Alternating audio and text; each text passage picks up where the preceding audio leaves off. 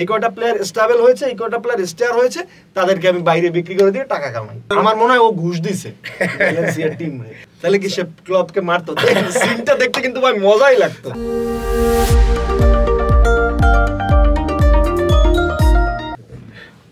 কি খাইছি তো ভাই, কি মনে হচ্ছে রিয়াল মাদ্রিদ? ভাই রিয়াল মাদ্রিদ ফাইনালে তো উঠে গেছে ভাই, এক পা ফাইনালে, এক পা আলিয়ান্সে ড্র করে আসছে না, সান্তিয়াগো বার্নাবিউতে তো ড্র করবে না, এটা শিওর। রাইট, হতে পারে, কিন্তু আবেগ নিয়ে বলা যাবে না, একটু বিবেক নিয়েও বলতে না ভাই, বিবেক নিয়েই বলতেছে আমি। আউট অফ অ্যানালাইসিসও যদি দেখেন, এতিহাদের থেকে যেভাবে ওরা আসলে অ্যাডাপটিভ খেলা দেখেছে, মাদ্রিদে কিন্তু এরকম ডিফেন্সিভ খেলা আমরা কখনো দেখি না ইউজুয়ালি। বাট আনচেলটিও বলছে যে এতিহাদে যদি জয় নিয়ে আসতে হতো তাহলে এটা ওদের করতে হবে।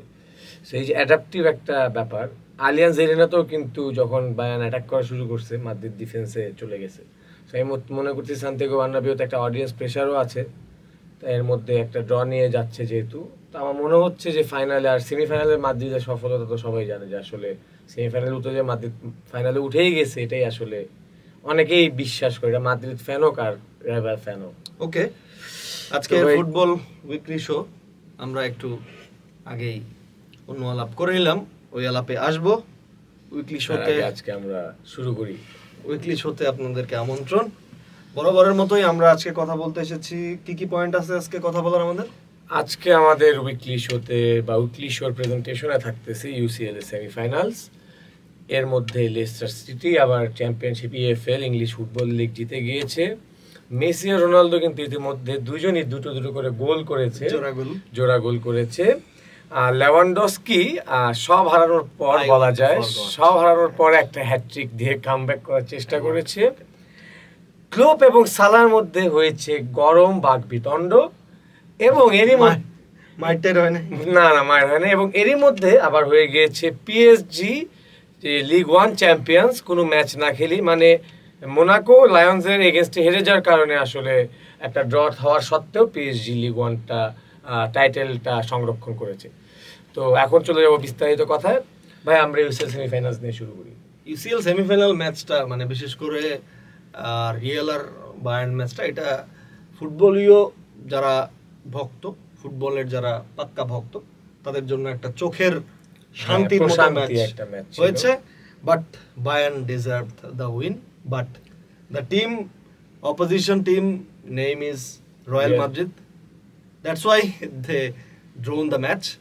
আমার কাছে এটাই মনে হয়, আমি অনেক আগেই সিদ্ধান্ত নিয়েছি যে রিয়াল মাদ্রিদের খেলা কখনোই রিয়াল মাদ্রিদ হারবে এই কামনা করে দেখতে বসবো না। এই সিদ্ধান্ত আমি বহু আগেই নিয়েছি, কারণ ফুটবল এমনই একটা খেলা যেখানে সবাই সারা মাঠ খেলে, সারা ম্যাচ খেলে, কিন্তু জয়টা রিয়াল মাদ্রিদ নিয়ে যায়। দিন শেষে ম্যাচটা রিয়াল মাদ্রিদের পক্ষে। আসলে মরিনো একটা কথা বলেছিল অনেক আগে যে কাজ বার্সেলোনা 40টা পাসে করে, টনি ক্রুজ সেই কাজ আসলে একটা পাসে করে। আর এরই কারণ হতে পারে যে মাদ্রিদ আসলে 10টা অ্যাটাক না দিলেও যে একটা দুটো অ্যাটাক দেও, একটা দুটো অ্যাটাক থেকে আসলে একটা ভালো ফল নিয়ে ব্যাক আসে, এবং এটারই আসলে প্রতিশ্রুতি বা এটারই একটা আমি এই জায়গায় একটু দ্বিমত পোষণ করছি কিছুটা, কারণ হয়তো মরিনহো এটা তিনি শ্যাম্পেইন খাওয়ার পরে কথাটা বলেছেন, হয়তো তিনি হয়তো বা জাভি হার্নান্দেজ কিংবা আন্দ্রেস ইনিয়েস্তার খেলা দেখেননি, তিনি হয়তো বা রোনালদিনহোর খেলা দেখেননি, তিনি হয়তো বা জানেন না এটাও যে লিওনেল মেসি তিনি কিন্তু মানে ওয়ার্ল্ডের এখন পর্যন্ত সবচেয়ে বেশি অ্যাসিস্ট, এবং তিনি হয়তো এটাও জানেন না টনি ক্রুজ যে পাসটা দিয়েছেন দ্যাট ওয়াজ ভেরি গুড। এটা মানে আসলেই চোখের শান্তি। আমি নিজেই বলেছিলাম যে টনি ক্রুজের যে ইঙ্গিতটা ছিল ভিনি জুনিয়রের কাছে, এবং সেখান থেকে যিনি পাসটা দিয়েছেন, এবং তিনি হয়তোবা এটাও জানেন না যে এই ধরনের পাস আসলে লিওনেল মেসি অহরহ দিয়ে থাকেন। এটা হয়তো মরিনো বলতে চেয়েছেন আবেগ না ভাই, টিকি টাকা একটা খেলার স্টাইল, আর একটা হচ্ছে ফাস্ট পেস খেলা, আবেগে বলে ফেলেছেন। যাই হোক, সেটাই বুঝিয়েছেন আমার যেমন। আমার কাছে যেটা মনে হয় যে বায়ার্ন মিউনিখ কিন্তু আসলে আরো গোল পাইতে পারত। আমার মনে হয় যে সম্ভব ছিল। আমার মনে হয় তারা আসলে গোলের সুযোগগুলোকে একদম হাতছাড়া করছে, এবং বায়ার্নের যেটা আমার কাছে মনে হয়েছে যে তারা থমাস টুখেলকে আমি দেখেছি, আমি একদম হাত দিয়ে দেখাতে চাই, তারা টুখেলের কেন যেন একটা তারা ছিল মানে আমি তাকে সাইড লাইনে দিছি অলওয়েজ তাড়াতাড়ি তাড়াতাড়ি তাড়াতাড়ি করো বল পাস করো, মানে পারলে সে নেমে যায় এবং he doesn't want to miss any মানে সেকেন্ডস, সে কোনো মানে একটা মুহূর্ত তুখেল মিস করতে চায় না যে আমি মানে আমার সময় নাই। ব্যাপারটা হচ্ছে এরকম, তার চাকরি শেষ, চাকরিটা একদম এই মানে খাদের কিনারায় দাঁড়িয়ে আছে, এই জায়গা থেকে তার চাকরি বাঁচাতে হবে বা এই কাজটা সম্পূর্ণ করে তাকে যেতে হবে। এই যে আসলে বেশি এক্সাইটমেন্টটা, আমার মনে হয় এইটার কারণে তারা ম্যাচটা ড্র করছে। আমার মনে হয় আরো একটু ঠান্ডা হয়ে গুছিয়ে খেলা উচিত ছিল, এত অল আউট অ্যাটাক না করে। আমার মনে হয় যে আরো মানে অ্যাটাক সংখ্যা কম হোক, বাট অ্যাটাকটা কোয়ালিটি অ্যাটাক হোক, আমার মনে হয় এটা হলে হতো। আমার টেকটা কিছুটা এরকম ছিল যে আসলে পেপ গার্দিওলা যেরকম মাদ্রিদকে চিনে বা এর আগের যে সিজনটা আসলে 14তম ইউসিএল জিতে মাদ্রিদ দেখেছিল, তুখেলের চেলসিও কিন্তু এই সিজনে মাদ্রিদের রানের শিকার হয় বা কামব্যাক যে প্রডিজি ওটা শিকার হয়। তো আমার মনে হয় তুখেল তাড়াহুড়াই ছিল, বিকজ ও ড্র নিয়ে বা জয় ছাড়া আসলে সান্তিয়াগো বার্নাবেউতে যেতে চাচ্ছিল না, আমার যে কারণে মানে ও অল আউট অ্যাটাক আসলে খেলিয়েছে এবং এর কারণেই কিন্তু আমার মনে হয় দ্বিতীয় গোলটা হয়েছে। কারণ ওরা যদি আসলে অ্যাটাকে না যেত, আমার মনে হয় যে মুসিয়ালা আসলে ওই পেনাল্টিটা বের করতে পারতো না। আচ্ছা, আরেকটা বিষয় আমি মনে করি, সেটা হচ্ছে যে আমার মনে হয় কি এক গোলের লিডে যাওয়া আমার কাছে মনে হয় যে ড্রর চেয়ে বেশি খারাপ হইতো বায়ার্নের জন্য। এটা কেন আমি ব্যাখ্যা করি বিষয়টা, সেটা হচ্ছে যে এক গোলের লিড কিন্তু খুব মানে ছোট্ট একটা লিড, মানে জাস্ট 1 সেকেন্ডের ব্যাপার, একটা গোল হয়ে যাবে ড্র। বাট যদি তারা 2 গোলের লিড নিতে পারতো সেটা কিন্তু ভালো হতো। বাট 1 গোলের লিডে যদি তারা থাকতো, তখন রিয়াল মাদ্রিদ কি পরিমাণ ক্ষিপ্রতা নিয়ে আসলে মাঠে নামতো, এবং রিয়াল মাদ্রিদ কিন্তু অনেকটা কাম এন্ড কুল হয়ে গেছে। তারা কিন্তু বুঝতে পারছে যে উই গট দ্য রেজাল্ট, তারা কিন্তু ওয়ান কাইন্ড অফ ধারণাই করে নিচ্ছে যে আমরা এই টাইটা থ্রু করে গেছি কিছুটা। তাদের মধ্যে যে ক্ষিপ্রতা থাকার কথা ছিল এইটা না থেকে এখন তারা কিছুটা মানে হয়ে গেছে, সফট গেম খেলবে।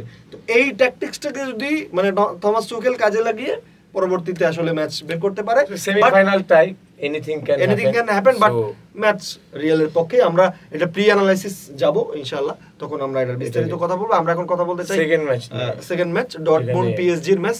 এই ম্যাচটা নিয়ে খুব বেশি কিছু বলার নাই, কারণ এখানে আসলে চাইলে পিএসজি অনেকগুলো গোল দিতে পারতো, সুযোগ ছিল অনেকগুলো, অনেক সুযোগ হাতছাড়া করছে একদম। এমবাপ্পের কথা আমরা কোয়ার্টার ফাইনালের খেলাটা মিসিং ছিল। এমবাপ্পের কথা যদি আমরা যেটা বলি, অনেকেই যেটা বলে যে সে বিগ ম্যাচে বটল করে, তো বটল সে বিগ ম্যাচে করে না, কারণ he is a big match player. আমরা দেখেছি বিশ্বকাপ ফাইনালে তার 2 বিশ্বকাপ ফাইনালে গোল আছে, তো যেই ছেলেটার 2 বিশ্বকাপ ফাইনালে গোল আছে তাকে বিগ ম্যাচে বটল করে এটা বলা যায় না। বাট সে কালকে বটল করছে আর কি, আসলে সব দিন তো আর ভালো যায় না। ইট ওয়াজ আ ব্যাড ডে। কালকে কিন্তু একটু ভিন্ন ফরমেশনে খেলিয়েছে লুইস এনরিকে, আমার মনে হয় এটাও ভুল ছিল। বার্সেলোনার সাথে যে একাদশটা ছিল, ওই একাদশের যে রিদমটা ছিল, ওই রিদমটা তিনি হয়তো ভেঙে দিয়েছেন। আবার হয়তো বা তিনি ওই সাবেক একাদশে ফিরে যেতে পারেন। এবং কালকে কিন্তু একটা জিনিস খুব হয়েছে, সেটা হচ্ছে যে যেটা নিয়ে অনেক সোশ্যাল মিডিয়ায় আলোচনা হচ্ছে, জাদন সানসোর কথা নিয়ে। সানসো কিন্তু কালকে ইনসেন লেভেলে ভালো খেলছে, এবং এটা নিয়ে আলোচনা হয়েছে যে আসলে কি ম্যানচেস্টার ইউনাইটেড, আবারও আমাদের ক্যাচালের টপিকে যাইতে চাই, যে আসলে কি ম্যানচেস্টার ইউনাইটেড এখন হতাশায় আবারও নুয়ে পড়ছে কিনা, বা আবারও তারা যে আমরা আমাদের কাছে আসলেই কেন কাজ করে না, আবার আমাদের কাছ থেকে চলে গেলেই সবাই ভালো খেলে। যাই হোক, ভাবার বিষয়। জাদন সানচোর পারফরমেন্সটা ভালো ছিল, এবং সিগন্যাল ইদুনা পার্ক ওইটা একটা ভাই ডেড জোন, এইটা সত্যি কথা, এটা মানতেই হবে। আমার কাছে মনে হয় যে পিএসজি তারা এইটা ভেবে খুশি হইতে পারে যে মাত্র 1 গোলের লিড নিয়ে নালা আসলে ডর্টমুন্ড ফিরতেছে। পিএসজি আসলে যে পরিমাণ সুযোগ মিস করেছে, আমার মনে হয় যে আসলে ওরা আরো একটা গোল দিয়ে দিলে কোনো মানে উই উডন্ট বি সারপ্রাইজ যদি বরুশিয়া আসলে 2 গোলের লিড নিয়ে সেমিফাইনালে। এইটা যে পারে নাই, এইটার জন্য পিএসজির আসলে মানে খুশি থাকা উচিত, এবং নিজেদের মাঠে আমার মনে হয় গুছায় খেলতে পারবে। That's it. তারপরে কি এই গেল আমাদের ইউসিএল উইক একটা চলে গেল, বড় উইক, সেমিফাইনালস উইক। কিন্তু এই উইকে কিন্তু ইউসিএল এর পাশাপাশি ভাই আর কিছু বড় বড় ঘটনাও ঘটে গিয়েছে ইএফএল ইপিএল মিলিয়ে। যেমন লেস্টার সিটি, যারা কিনা একবার তাক লাগিয়ে দিয়েছিল পুরো বিশ্বকে ইপিএল জিতে, Claudio Ranieri, Riyad Mahrez, N'Golo Kante, that team. So এই লেস্টার সিটি এখন হচ্ছে ইএফএল ইংলিশ ফুটবল লিগের চ্যাম্পিয়নশিপ এর খেতাবটা জিতে নিয়েছেন, আবারও তারা ইংলিশ প্রিমিয়ার লিগে ব্যাক করছে। Very good. কংগ্রাচুলেশনস। আসলে লেস্টার সিটির খেলাটা ভালো ছিল, এক সময় অবাকই লাগতো হঠাৎ করে তারা আবার আসলে ওই যে যেটা হচ্ছে যে মানে ক্লাবগুলোর কিছু কিছু ক্লাব এবং ছোট ছোট ক্লাব আছে যাদের স্পেশালি নাম আমি কিছু বলি, যেমন হচ্ছে মোনাকো, তারপরে হচ্ছে রোমা, পোর্তো, এইসব ক্লাবগুলো একটা সিজন ভালো করে, ভালো করার পরে তারা আসলে অন্য একটা দিকে ডাইভার্টেড হয়। অন্য কোন দিকে, যে তারা এই সিজনটা আমি ভালো করেছি, এই কজন খেলোয়াড় আমার বের হয়েছে, আমি আরো 4-5টা খেলোয়াড় কিনে আমি দলটাকে আসলে প্রতিষ্ঠিত বানাই। সেটা না করে তারা যে কি করে, যে এই সিজনে আমি ভালো খেলেছি, এই কয়টা প্লেয়ার স্টেবল হয়েছে, এই কয়টা প্লেয়ার স্টার হয়েছে, তাদেরকে আমি বাইরে বিক্রি করে দিয়ে টাকা কামাই। আমার মনে হয় যে লেস্টার সিটির যে ফল ডাউনের ব্যাপারটা ছিল সেটা পুরোপুরি ওই টাকা ইনকামের ধান্দায়। হ্যাঁ, এটার সাথে ভাই হয়তো আমার মনে হয় ওয়েজেস এর একটা ব্যাপার আছে, হয়তো এফোর্ড করতে পারছিল না আসলে, কিন্তু বাট ডিমান্ড বেড়ে যায় না, যদি তোমার হচ্ছে যদি অপরচুনিটিস থাকে, স্কোপস তৈরি হয়েছে, ডোর ওপেন হয়েছে, তখন সে মানে ক্লাবের মালিক তারা তো আর আমাদের মতো ফকির নেবে, তারা চাইলে তো টাকা পয়সা বিভিন্ন জায়গা থেকে অ্যারেঞ্জ করতে পারে। তো বিজনেস ডোর ওপেন হয়েছে, বাট সেটা না করে তারা হচ্ছে ব্যবসা করে একবারে আছে, এই জন্য তাদের কোনো ট্রফি আসলে নাই বা থাকে না। ওই যে একটা কথা বলে যে that's why they R trophyless, এটা বলে। তো যাই হোক, এর পাশাপাশি আমরা দেখতে পাচ্ছি যে লিডস ইউনাইটেড তারাও কিন্তু আসলে আবারও দরজায় করা নাড়ছে ইংলিশ প্রিমিয়ার লিগে আসার। লিডস ইউনাইটেডের কিন্তু দারুণ একটা ফ্যান বেজ আছে, এবং ইংলিশ প্রিমিয়ার লিগে যখন লিডস ইউনাইটেড খেলে তখন কিন্তু ইংলিশ প্রিমিয়ার লিগের টিআরপি বেড়ে যায়, কারণ ওদের ভালো একটা ফ্যান বেজ আছে, আমি জানি, ওদের নিয়ে আমি কাজ করেছি অনেক। তো এটা ছাড়াও সাউদাম্পটন, নরউইচ সিটি এবং ওয়েস্ট ব্রুমউইচ অ্যালবিয়ন, ওরা হচ্ছে এই 4টা দল হচ্ছে প্লে অফ খেলবে বোধহয়। লেস্টার সিটি আর একটা দল ইপসউইচ নামে একটা দল, ওরা হচ্ছে কোয়ালিফাই করছে ইংলিশ প্রিমিয়ার লিগের জন্য। তো এই হচ্ছে ব্যাপার। এরপরে ইপিএল ড্রামা, এখানে ম্যানচেস্টার সিটি আসলে গ্যাপটা একদমই ন্যারো ডাউন করে ফেলেছে, যেখানে আর্সেনাল আসলে আবারও ইপিএল বটল করার দ্বার প্রান্তে। 35 ম্যাচে 80 পয়েন্ট আর্সেনালের, আর 34 ম্যাচে 79 পয়েন্ট ম্যানচেস্টার সিটির। মানে পরের ম্যাচ যদি সিটি জিতে যায় তাহলে তারা 2 পয়েন্ট অ্যাহেড হয়ে যাবে, 2 পয়েন্টের লিডে চলে যাবে। এবং আর্সেনালের ম্যাচগুলো কিন্তু খুব কঠিন প্রতিদ্বন্দ্বিতার সাথে খেলা আছে, এভারটনের সাথে খেলা আছে, যদিও সিটিরও খেলা আছে, তোমার হচ্ছে টটেনহামের সাথে খেলা আছে, ওয়েস্ট হ্যামের সাথে খেলা আছে। তবে সিটির কাছে ওয়েস্ট হ্যাম, টটেনহাম আমার মনে হয় না হচ্ছে না যে যতটা হারবে, আমার মনে হচ্ছে না, হয় ড্র হতে পারে। কিন্তু আর্সেনালের জন্য আমার মনে হয় ম্যান ইউ, এভারটন দুইটাই টাফ হইতে পারে, স্পেশালি ওদের এই মোমেন্টে যে সময়টা আসলে বটল করে দেয় আসলে। তো সেই ক্ষেত্রে আমার মনে হয় যে আবারও ম্যানচেস্টার সিটি চ্যাম্পিয়ন হতে যাবে। তারপরে টপিকে ভাই চলে যাই, এই টপিকে আমি কথা বলতে চাই না, I want to forget this. না ভাই শুনেন, হ্যাঁ, আই ওয়ান্ট টু ফরগেট। এটা তো খুশি হওয়ার কথা ভাই, খুশি হওয়ার টপিক। ইউসিএল এবং লা লিগা অলমোস্ট বটল করে দেওয়ার পর এখন লেভানডস্কি একটা ভ্যালেন্সিয়ার এগেইনস্টে হ্যাটট্রিক করে আসলে এইটা হচ্ছে পার্সোনাল, আমার মনে হয় ও ঘুষ দিছে ভ্যালেন্সিয়ার টিমে। না, পুরো সিজনের পারফরম্যান্স তাই বলে। ও কিন্তু বার্সেলোনার মোস্ট ওয়েজেস, মানে সবচেয়ে বেশি বেতন পাওয়া প্লেয়ার। এখন ওকে বার্সেলোনা ফিনান্সিয়াল ম্যানেজমেন্টের কারণে, বার্সেলোনা একটা বড় ফ্লপ বলতে পারেন, হ্যাঁ, বার্সেলোনা ফিনান্সিয়াল প্রপার ম্যানেজমেন্টের কারণে ওকে বিক্রি করতে চাচ্ছে। এই কারণে আমার মনে হয় ও ভ্যালেন্সিয়াকে ঘুষ দিয়ে গোল দিয়েছে, কিছু হ্যাটট্রিক করছে আজকে, রাইট? এটাই, আর কিছু না, কারণ সব ম্যাচ গেল, হ্যাঁ, ওই কি বলে, হাতি গেল, সিংহ গেল, পিঁপড়ে বলে কতজন, হ্যাঁ, এখন ওগুলো বলে লাভ নাই। পরের টপিকে তাহলে আমরা মুভ অন করি। পরের টপিকটা হচ্ছে পিএসজি ক্রাউন চ্যাম্পিয়ন্স। কি করবে তারা? মোনাকো আসলে তাদের খেলতে হয় না, মোনাকো আসলে, হ্যাঁ, আসলে মোনাকো জোরদার কৃষক এবং জোরদারের কাহিনী, হ্যাঁ, সেটা ঠিক আছে, কিন্তু ভাই মোনাকোর সাথে কিন্তু একটা জিতার সম্ভাবনা হয় প্রতি বছরই, কারণ লিওনসের এগেইনস্টে হেরে যায় ম্যাচ। লাস্ট 12 সিজনে 10 বার চ্যাম্পিয়ন হয়েছে এইটা নিয়ে, সব মিলে এর মধ্যে একবার বোধহয় মোনাকো জিতছে, আর একবার বোধহয় লিলে জিতছে। ওগুলো আসলে হুরে হুতাশে হয়ে গেছে, সেটাই, দ্যাটস ইট। এখানে আসলে কৃষক এবং জোরদারের কাহিনী ছাড়া আমার আর এখানে কিছু বলার নেই। তো তারপরে এখানে আসলে তেমন কিছু বলার নেই, এই টপিকটা গেল। এখন ভাই কথাটা বলা যায় হচ্ছে ইপিএল এ কিন্তু আরো ড্রামা চলছে টেবিল পয়েন্টস বাদে। মারামারি মানে ভাই সেরকম গ্যাঞ্জাম। সাইড লাইনে সালাকে দেখা গিয়েছে ক্লোপের সাথে খুব রাগান্বিত অবস্থায় বাকবিতণ্ড, যেমনটা আমরা দেখেছিলাম ওই আলেক্সান্দ্রো গার্নাচোর সাথে হয়েছিল। এবং ভাই পোস্ট ম্যাচ ইন্টারভিউতে কিন্তু সালা ঠিক এই কোটটা অ্যাজ আই এম কোটিং এভাবে বলেছে যে if I speak today there will be fire, মানে তাহলে মারামারি হতো, তাহলে কি সে ক্লবকে মারতো? সিনটা দেখতে কিন্তু ভাই মজাই লাগতো। আসলে এইখানে যে ড্রামাগুলো হচ্ছে না না অন মজাই ফিল্ড এন্ড অফ ফিল্ড, যে সালা ধরে ক্লবকে মারতেছে, দ্যাট ক্লব আবার হাসতেছে, হেসে আবার রিপ্লাই দিচ্ছে, ফাইন, এটা কিন্তু সুন্দর হইতো। যেখানে কিন্তু প্লেয়াররা এবং অ্যাসিস্ট্যান্ট কোচ সবাই চলে আসছে ওদের দুজনকে আসলে সেপারেট করার জন্য। এটা কিন্তু ক্লবের একটা বেটার ফেয়ারওয়েল হইতে পারতো, পার্ট অফ জোক। এটা না আসলে ঠিক না। ক্লব একজন সম্মানী ব্যক্তি, উনি নিঃসন্দেহে লিভারপুলকে ঘুরায় দিয়েছে। শুধু লিভারপুলের ক্ষেত্রে না, উনি ফুটবল বিশ্বে কোচদের কোচ একজন। আসলে ওনাদের সম্মান করা উচিত ছিল মোহাম্মদ সালাহর, এটা ভুল করেছেন। শুধু ক্লাব না, প্রত্যেকটা ম্যানেজারই আসলে বস আর বস, কারণ আর বসের ব্যাপার হচ্ছে যে অফিসের বস আর এই বস কিন্তু এক না। অফিসের বস তো বস, ওরা তো বসই। আমার কথা হচ্ছে যে এটা হচ্ছে শিক্ষাগুরু, শিক্ষক, শিক্ষকের মর্যাদা এটা আলাদা জায়গায়, এটা ঠিক হয় না। That's it. তারপর চলে যায় ভাই গোটদের কথায়।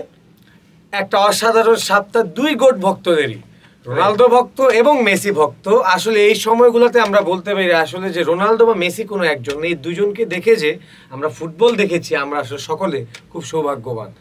এই বয়সেও দুইজন পারফর্ম করে যাচ্ছে। আমার এখানে একটা কথা আছে ভাই, আমার এখানে মানে এই প্রশ্নটা আমাকে অনেকেই করে, আমি একই কথা বলবো, আবারও সেই একই কথাই বলবো। সেটা হচ্ছে আমাকে অনেকে জিজ্ঞেস করে যে মেসি সেরা না রোনালদো সেরা। আমি তখন বলি যে হ্যাঁ, অনেক ইনফরমেশন আছে, অনেক হিস্টোরি আছে, অনেক রেকর্ডস আছে। কিছু রেকর্ড ইয়ে করলে মেসির পক্ষে কমপ্লাই করে, কিছু রেকর্ড ইয়ে করলে রোনালদোর পক্ষে কমপ্লাই করে। বাট আমি বলবো যে এই দুইটা মানুষের যে রাইভালরি, এইটা গ্রেটেস্ট অফ অল টাইম, এবং এই রাইভালরিটা গোট। এক্স্যাক্টলি ভাই, এবং এই রাইভালরির কারণে আমার মনে হয় যে আসলে we are the luckiest generation surely, একদম নিশ্চিন্তে যে আমরা এই দুইটা মানুষকে একসাথে খেলতে দেখছি এবং কম্পিট করতে দেখছি। চোখের শান্তি ভাই, 12-13 বছর এতগুলো ব্যালন ডি'অর একসাথে কেউ আসতে পারে না, নো ওয়ান ইন বিটুইন, কেউ না। শুধু মডরিচ মাঝে দিয়ে এসে একটা নিয়ে যায়, ওটা ফাঁকে গোল দিয়েছে, এক্স্যাক্টলি ওটা ব্যাপার না। সো বাট যে টপিকে ছিলাম, টপিকে এখন ব্যাক আসি। আমরা দুজনেই আসলে স্পোর্টসম্যানশিপে চলে গিয়েছিলাম। টপিকটা হচ্ছে মেসি 2 গোল করেছে এবং একই উইকে রোনালদো 2 গোল করেছে। এই জানো তুই বলে আমায় দেখ, আমি বলি তোরে দেখ। এক্স্যাক্টলি ঠিক এমনটাই মনে হচ্ছে। বলে আমায় দেখ, বলে আমায় দেখ, কথা বলে আসলে গোল দিচ্ছে। আসলে এই বয়সেও তারা যেভাবে আসলে আমাদের কম্পিটিটিভ জিনিসটা রাখতেছে, আমরা দেখি যে অল্প বয়সে ছেলে পেলে হতাশ হয়ে যায়, বাট এরা 36-39 বছর বয়সে গিয়ে আসলে মাঠে খেলছে, এখনো খেলছে না, শুধু গোল করছে এবং টিমের বেস্ট পারফর্মার হচ্ছে ব্যাক টু ব্যাক। সেখানে 21 বছরের ছেলে পেলে আছে, 16 বছরের ছেলে পেলে আছে, 18 বছরের ছেলে পেলে আছে, তাদের সাথে তারা রান মেক করতেছে, তাদেরকে ড্রিবলিং করতেছে, তাদেরকে আউটরান করতেছে। ফ্যান্টাস্টিক, এটা আসলে মানে আজকের ফুটবল উইকটা আসলেই জমজমাট একটা উইক গেছে, অনেক অসাধারণ ফুটবল ভক্তদের জন্য পাগলা একটা উইক গিয়েছে। অনেগুলো বিষয় বলেন টিম ভাই, বলেন পার্সোনাল অ্যাচিভমেন্ট বা বলেন পার্সোনাল আইডল, সব দিক দিয়ে একটা অসাধারণ। Guys, we are waiting for next football week show. That's all. তো আজকের মতো ফুটবল উইক শো থেকে বিদায় নিচ্ছি। আমি শিহাবুদ্দিন চৌধুরী, আমি মাহবুব নাহিদ। ধন্যবাদ।